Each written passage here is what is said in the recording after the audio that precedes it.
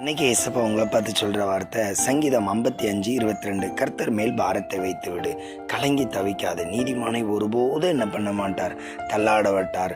இன்னைக்கு ஏசப்பா உங்களை பார்த்து சொல்கிறாங்க, நீங்கள் நிறைய கவலை, நிறைய பிரச்சனை, நிறைய போராட்டத்துக்குள்ளே இருக்கிறீங்களா? உங்களை பார்த்து தான் சொல்கிறாரு, கர்த்தர் மேல் பாரத்தை வைத்து விடு. இந்த பாரம் அப்படின்னா என்ன? எந்த மனிதனுக்கு தான் வாழ்க்கையில் நடக்க முடியல, எதையுமே சிந்திக்க முடியல, இப்படி இருக்கிறானோ அவன் தான் நிறைய பாரத்தில் இருக்கிறான். அவனை ஏசப்பா விடுதலை ஆக்குவார்.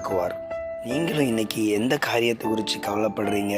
எதனால் எதுவுமே எனக்கு செய்ய முடியல, என்னால் சிந்திக்க முடியல, இப்படி ரொம்ப சோர்ந்து போயிருக்கிறீங்களா?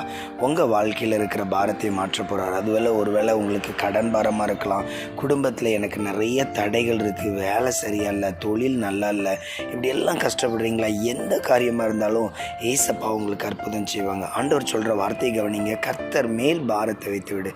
உங்கள் பிரச்சனையை ஏசப்பாட்ட சொல்லி ஜெபம் பண்ணும்போது நிச்சயமாக ஒரு பெரிய மாற்றம், ஒரு பெரிய அற்புதத்தை ஏசப்பா உங்களுக்கு செய்ய போகிறாங்க.